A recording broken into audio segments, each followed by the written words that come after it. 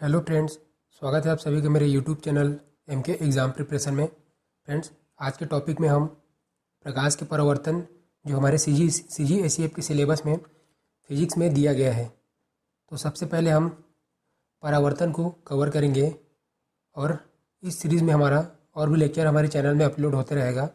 उसके लिए आप लोग चैनल को सब्सक्राइब करके ज़रूर रखिएगा। और फ्रेंड्स, यहाँ पे हम देखेंगे कि सिलेबस में क्या क्या शामिल है और कहाँ तक हमें पढ़ना है और कहाँ से क्वेश्चंस पूछा जाता है।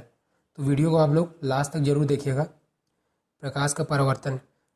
जब प्रकाश की किरण किसी चमकीले सतह से या परावर्तक पृष्ठ से टकराता है तो यह उसी माध्यम में पुनः मुड़कर वापस आ जाता है जिस माध्यम से यह आपतित हो। इस घटना को प्रकाश का परावर्तन कहते हैं। तो फ्रेंड्स, कई बार CGPSE ऐसा क्वेश्चन पूछ चुका है कि प्रकाश के परावर्तन को 4 ऑप्शन में दे दिया है कि उसका सही परिभाषा कौन है, तो बहुत सारे लोग यहाँ भी गलती करके आ जाते हैं। तो याद रखिए, रिफ्रैक्शन मीन्स प्रकाश की किरण किसी चिकने या पॉलिशदार तल से जिस माध्यम में आपतित होती है उसी माध्यम में टकराने के बाद वापस उसी माध्यम में लौट जाती है। तो इतना आप याद रखिए। यह ड्राइंग में भी आप देख सकते हैं कि प्रकाश की किरण आपतित हो रही है यहाँ से और इस पॉलिशदार सतह से टकराने के बाद वापस लौट जा रही है। और यहाँ पे अभिलंब है। हम लोग परावर्तन के नियम देखते हैं। तो पहला नियम में आता है आपतन कोण और परावर्तन कोण का मान हमेशा समान होता है।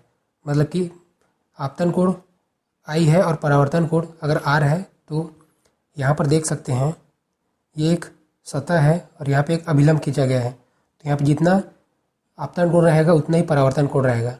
इस स्थिति में हम इसे प्रकाश का परावर्तन कहेंगे। अगर इनका मान ऊपर नीचे हो गया तो ये प्रकाश का परावर्तन नहीं कहा जाएगा। सेकंड है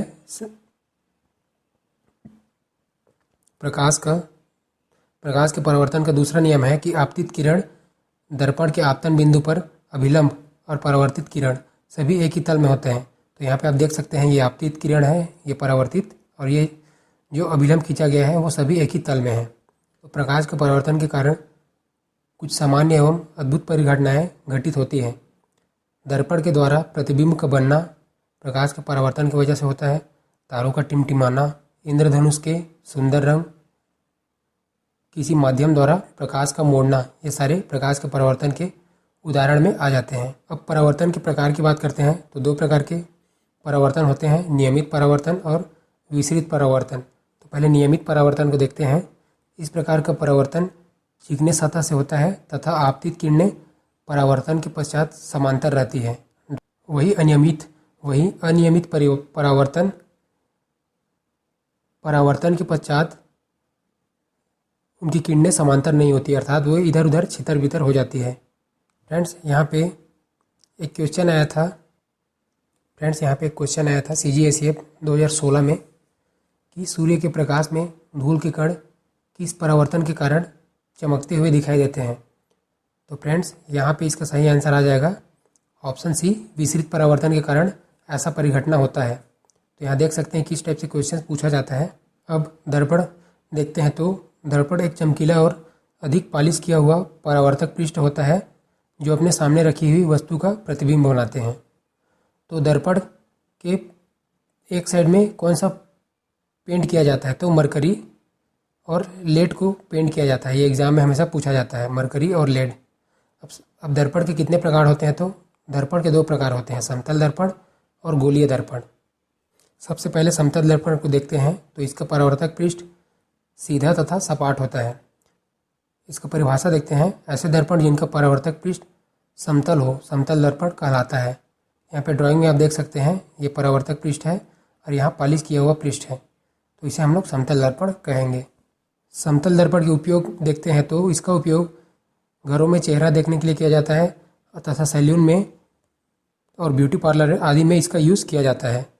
समतल दर्पण द्वारा बने हुए प्रतिबिंब की प्रकृति कैसे होती है, तो इनके द्वारा हमेशा आभासी और सीधा प्रतिबिंब बनता है।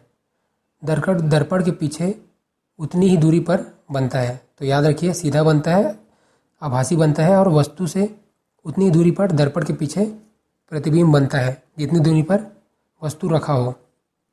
गोलीय दर्पण देखते हैं। तो यदि कांच के गोले खोखले गोले के किसी भाग को काट कर उसके एक पृष्ठ आंतरिक या बाह्य पर पालिश कर दी जाए तो बिना पालिश वाले तल से प्रकाश का परावर्तन होने लगता है। इस प्रकार से गोलीय दर्पण के दो प्रकार होते हैं, उत्तल दर्पण और अवतल दर्पण। अवतल दर्पण देखते हैं पहले। तो इसका परावर्तक पृष्ठ अंदर की ओर अर्थात गोले के केंद्र की ओर धंसा होता है। यहाँ ड्राइंग में देख सकते हैं तो यहाँ पे पॉलिश किया हुआ रहता है और ये परावर्तक पृष्ठ है। तो अवतल दर्पण में याद रखिएगा अंदर की ओर धंसा हुआ रहता है। वही उत्तल दर्पण की बात करें तो इसका परावर्तक पृष्ठ बाहर की ओर उभरा हुआ रहता है अर्थात इसमें अंदर की ओर पॉलिश किया हुआ रहता है। यहाँ ड्राइंग में और देख सकते हैं। फ्रेंड्स, अब सिलेबस के अकॉर्डिंग आगे प्रतिबिंब देखते हैं क्योंकि इसको जानना बहुत ज़रूरी है। समतल और उत्तल दर्पण में प्रतिबिंब रचना के लिए तो प्रतिबिंब किसे कहते हैं देखते हैं। तो वस्तु या किसी बिंदु से चलने वाली किरणें परावर्तन या अपवर्तन के पश्चात जिस बिंदु पर एकत्र होती है या मिलती हुई प्रतीत होती है उस बिंदु को उस वस्तु का प्रतिबिंब कहते हैं। प्रतिबिंब के एहसास के लिए कम से कम दो किरणों की आवश्यकता होती है। तो याद रखिए, इसको बार बार एग्जाम में पूछा जाता है। प्रतिबिंब के रचना के लिए कम से कम दो किरणों की आवश्यकता होती है। जैसे यहाँ पे कोई वस्तु है तो यहाँ से एक किरण जाएगी और यहाँ से एक किरण, तो यहाँ पे दो किरणों की सहायता से प्रतिबिंब की रचना कर सकते हैं। और प्रतिबिंब कितने प्रकार के होते हैं तो प्रतिबिंब दो प्रकार के होते हैं, वास्तविक प्रतिबिंब और आभासी प्रतिबिंब। प्रकाश की किरणें परावर्तन के पश्चात प्रतिबिंब बिंदु से होकर जाती है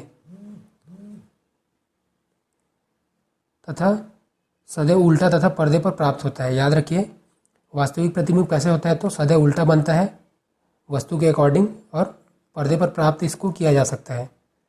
वही आभासी प्रतिबिंब की बात करें तो प्रकाश किरणें परावर्तन के पश्चात वास्तव में प्रतिबिंब बिंदु से होकर नहीं जाती, वरन पीछे की तरफ बढ़ाने से प्रतिबिंब आती हुई आभास होती है। यह सदैव सीधा बनता है और पर्दे पर प्राप्त नहीं होता। इसे बार बार एग्जाम में पूछा जाता है। फ्रेंड्स, इसको याद रखिएगा। वस्तु में असंख्य कण होते हैं और प्रत्येक का प्रतिबिंब भिन्न भिन्न होता है। व्यक्ति का पूर्ण प्रतिबिंब प्राप्त करने के लिए उसकी ऊंचाई की आधी समतल दर्पण की आवश्यकता होती है। फ्रेंड्स, इसको भी बार बार एग्जाम में पूछा जाता है। अब समतल दर्पण से प्रतिबिंब रचना को देखते हैं। तो यहाँ पर ये समतल दर्पण है। अब मान लेते हैं कोई वस्तु ए भी है, तो यहाँ से दो किरणें आपतित हो रही है, ठीक है। तो यहाँ देखिए, ये आपतन के पश्चात यहाँ पे परावर्तित हो जाएगी, यही परावर्तन का नियम है। तो ये किरणें यहाँ से आती हुई प्रतीत होंगी और इसका प्रतिबिंब कहाँ बनेगा तो ठीक उसके अपोजिट इक्वल डिस्टेंस में। तो इसको याद रखिएगा, इक्वल डिस्टेंस में इसका प्रतिबिंब बनेगा। और वो जो प्रतिबिंब बनेगा उसका प्रकृति कैसा होगा तो यहाँ देखिए, हमेशा सीधा बनेगा, आभासी और सदैव बराबर व दर्पण के पीछे बनेगा। वस्तु तथा दर्पण की दूरी समान होगी। तो यहाँ पे याद रखें, जितनी दूरी पर वस्तु रहेगी दर्पण के पीछे भी प्रतिबिंब की दूरी उतनी ही रहेगी। यदि वस्तु v वेग से दर्पण की ओर गति करे, फ्रेंड्स यहाँ पे ये बहुत बार आता है एग्जाम में। यदि वस्तु v वेग से दर्पण की ओर गति करे, मान लेते हैं दर्पण यहाँ पे है और वस्तु यहाँ पे है और v वेग से यहाँ पे गति करे, तो प्रतिबिंब भी वस्तु की ओर v वेग से गति करेगा। यहाँ पे ड्राइंग में देखिए, अगर ये v वेग से गति करता है तो ये प्रतिबिंब भी उसी वेग से वस्तु की ओर गति करेगा। वहीं प्रतिबिंब वस्तु की ओर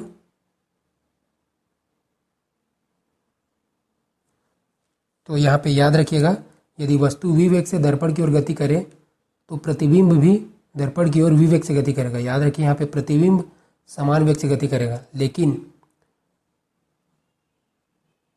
यहाँ पे याद रखिए फ्रेंड्स, जो प्रतिबिंब बनेगा वो दर्पण की ओर उसी वेग से गति करेगा, लेकिन वस्तु की ओर उससे दुगने वेग में वस्तु से दुगने वेग में गति करेगा। तो यहाँ पे ये कंफ्यूजिंग है, थोड़ा सा याद रखिएगा, क्योंकि दर्पण की ओर वो गति करेगा v वेग से और वस्तु की ओर 2v वेग से गति करेगा। अब फ्रेंड्स, यहाँ पे प्रतिबिंबों की संख्या निकालने के लिए आता है। आगे नेक्स्ट क्वेश्चन पूछा गया है CGSF में, उसको भी मैं एक्सप्लेन करूँगा। तो यहाँ देखिए, प्रतिबिंबों की संख्या कैसे निकालते हैं। तो मान लेते हैं 2 दर्पण हैं, उनके बीच में थीटा कोण बन रहा है और यहाँ पे कोई वस्तु रखी है।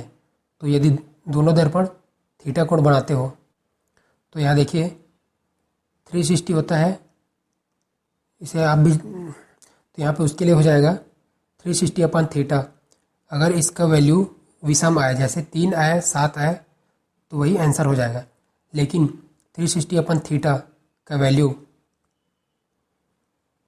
अगर सम संख्या है तो उसमें हम लोग 1 माइनस करते हैं, याद रखिएगा। सम संख्या आएगा जैसे 2 4 6, तो उसमें 1 माइनस करेंगे तो हमारा कितना प्रतिबिंब बनेगा वो निकल जाएगा।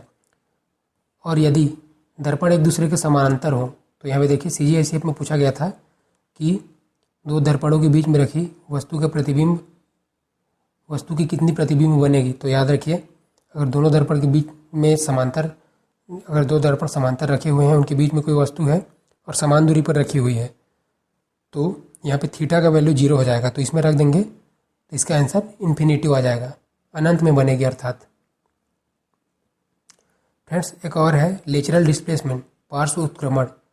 यह समतल दर्पण का विशिष्ट गुण है, जिसके सामने खड़े होने से लेफ्ट साइड को राइट साइड में और राइट साइड को लेफ्ट साइड में ट्रांसफ़र कर देता है। अर्थात आप घर में भी देखे होंगे, अगर आप दर्पण के सामने खड़े होते हैं तो आपका लेफ्ट हैंड राइट साइड चला जाता है और राइट हैंड लेफ्ट साइड। तो ये समतल दर्पण का विशेष गुण है, इसे भी आप लोग याद रखिएगा। और फ्रेंड्स और भी लेटेस्ट वीडियो के अपडेट के लिए चैनल से जुड़ जाइए। Okay, thank you for watching.